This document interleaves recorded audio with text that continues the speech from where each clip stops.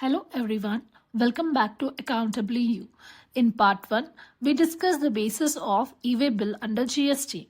In today's video, we will understand how E-Way Bill gets blocked, how to unblock E-Way Bill, impact of blocking, important FAQs, how to check block status on portal.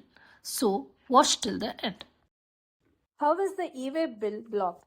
As per the GST rules, if a taxpayer does not file GSTR 3B for 2 consecutive tax periods, then the GST system blocks the GSTIN for E-Way bill generation.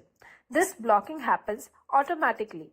Once blocked, he cannot generate an E-Way bill, cannot act as a consignor, cannot act as a consignee, cannot act as a transporter. That means goods cannot be sent or received. In layman terms, consignor means a person sending the goods, consignee means the person receiving the goods, and transporter means the person who carries the goods from one place to another. For example, ABC Traders send goods to KYZ Limited. ABC Trader becomes the consignor, KYZ Limited becomes the consignee, and the truck owner or the courier or the logistics company becomes the transporter. So why blocking is introduced? Blocking is introduced to ensure GST compliance. If returns are not filed, government stop movement of goods. So taxpayers file returns. This helps in prevent tax evasion, improve compliance, increase GST revenue. So what's the impact of blocking?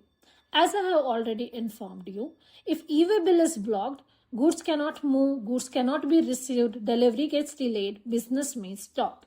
If goods move without E-Way bill, penalty is equal to tax amount or 10,000, whichever is higher. Goods may be seized or detained.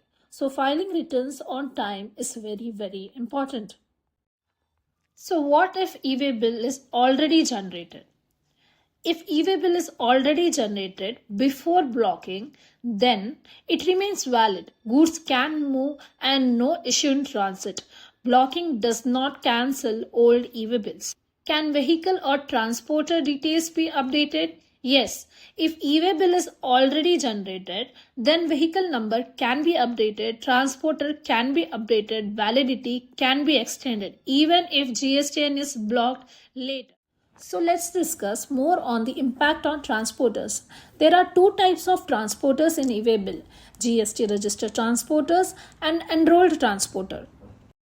So GST registered transporters are those transporters who get registered in the GST common portal and obtain a GSTIN. Whereas enrolled transporters are small transporters who want to do transport business but are not registered in the GST common portal and do not have a GST number. So the transporters enroll themselves in the E-Way bill portal based on the PAN and obtain a trans-IN that looks similar to GST-IN number. This is called a enrolled transporter.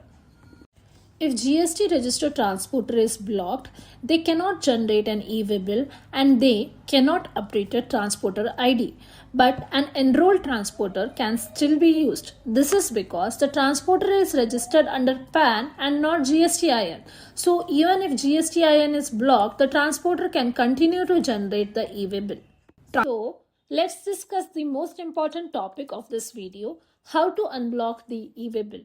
To unblock the E-Way bill, file pending GSTR 3B returns. After filing, GSTIN gets unblocked automatically, usually the next day. But you can unblock immediately using the E-Way bill portal. Let's see step by step.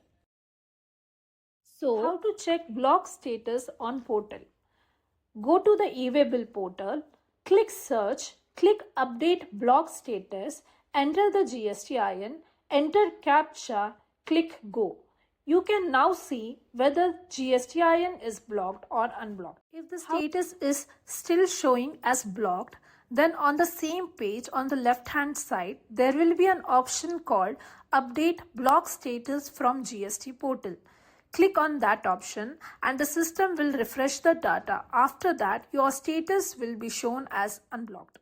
If you found this video useful, don't forget to like, share and subscribe to the channel.